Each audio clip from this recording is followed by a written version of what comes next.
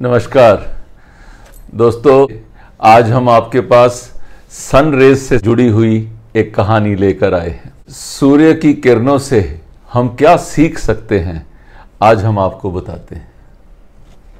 इस कहानी में एक विनीत नाम का लड़का है जो 9th क्लास में स्कूल में है और वो बड़ा इंट्रोवर्ट नेचर का बच्चा है।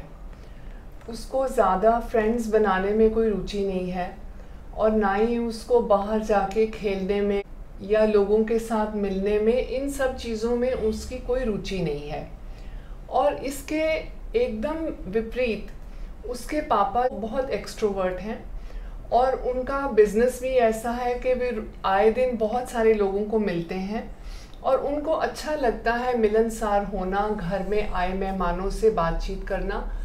और वो हर समय अपने बेटे को सिखाते हैं कि बेटा तुम सारा दिन अपने रूम में बैठे रहते हो, अपने कंप्यूटर पे गेम्स खेलते रहते हो, बाहर निकलो, लोगों को मिला करो, ऐसे अकेले ज़िंदगी थोड़ी जी जाती है। अब दोनों की जिस तरह की नेचर है वो अलग अलग हैं। उसकी वजह से जब भी पापा घर आते थे विनीत के सर पे सवार हो जाते थे। विनीत को कहते थे तुमने आज जिम नहीं गए, विनीत को कहते थे आज तुम खेलने नहीं गए। उसका दिल ही नहीं करता था बाहर निकलने को और उसके पापा हमेशा उसको पुश करने की तरफ लगे रहते थे।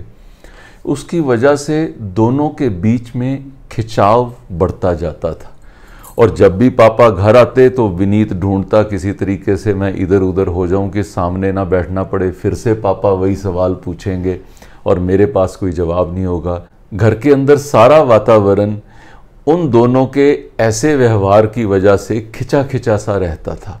एक दिन उनके घर एक बुजुर्ग अंकल आए। उस समय विनीत कंप्यूटर पे गेम्स खेल रहा था और उसके पापा ने उसको बोला कि बेटा इधर आके बैठो, अंकल से बात करो। और उस बच्चे को गुस्सा आया, उसने कहा नहीं पापा मुझे नहीं आना।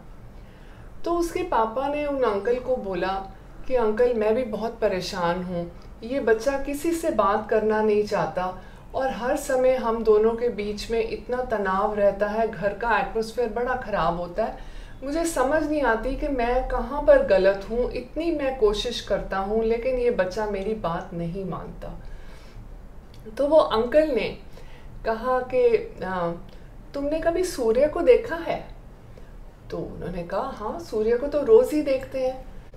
तो अंकल ने कहा कि सूर्य जब उदय होता है तो वो एक दिशा से दूरी से रोशनी देता है, उस वक़्त इंसान की परछाई लंबी होती है।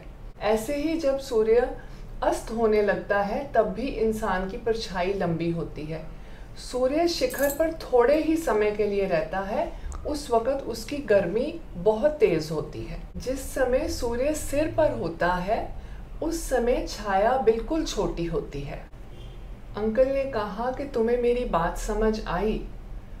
तो उस आदमी ने कहा कि हाँ अंकल, सूर्य की बात तो समझ आई लेकिन मेरी समस्या का समाधान इसमें कहाँ पर है? तो उसके अंकल कहते हैं कि इसी के अंदर ही तो तुम्हारा समाधान छुपा हुआ है। जब सूरज दूरी से रोशनी देता है तो इंसान क्या, उसकी छाया भी इतनी बड़ी होती है, उसको निखरने का मौका मिलता है, वो आगे अपने आप को बड़ा कर सकता है। लेकिन अगर सूरज जो सर के ऊपर जब आता है तो जैसे इंसान की छाया छोटी होती है, उसको भी अपनी छाया को बड़ा करने का कोई रास्ता नहीं होता। लेकिन वो सूर्य सर के ऊपर बिल्कुल थोड़ी देर के लिए रहता है क्योंकि ज़्यादा देर वो साइड से ही रोशनी देता है, चाहे वो पूरब से दे चाहे वो पश्चिम से दे। तुम भी अपने बेटे को दूर से रोशनी दो।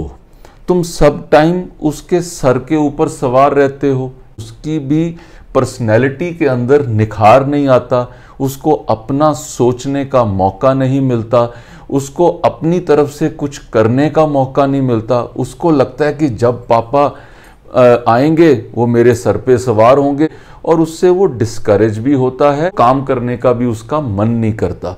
इसलिए मेरा ये कहना है कि तुम दूरी से ही उसको देखते रहो कि बच्चा किसी गलत आदतों में तो नहीं पड़ रहा, बच्चा किसी गलत रास्ते पर तो नहीं चल रहा, इतना देखने का काम तुम्हारा है, उसके सर के ऊपर सवार नहीं होना।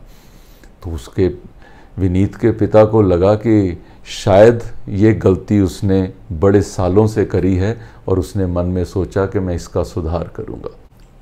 कहते हैं कि माँ को सिर्फ ये फिक्र होती है कि मेरे बच्चे ने आज खाना खाया या नहीं, लेकिन पिता को ये चिंता होती है कि आने वाले कल में, भविष्य में भी उसको खाना मिलेगा कि नहीं। इसके चलते कई बारी फादर्स बहुत एग्रेसिव हो जाते हैं और वो बच्चों के ऊपर हावी हो जाते हैं, इतने ज़्यादा हावी हो जाते हैं कि बच्चों को सफोकेशन होने लग जाती है। तो हम एज पेरेंट्स हमें थोड़ा सा मॉडरेशन में रहकर बच्चों को थोड़ी स्पेस भी देनी चाहिए, उनका ध्यान भी रखें, उनके ऊपर निगरानी भी रखें, लेकिन इतनी ज़्यादा नहीं कि उनका दम घुटने लग जाए। सनराइज की टीम की तरफ से आपको हार्दिक शुभकामनाएं।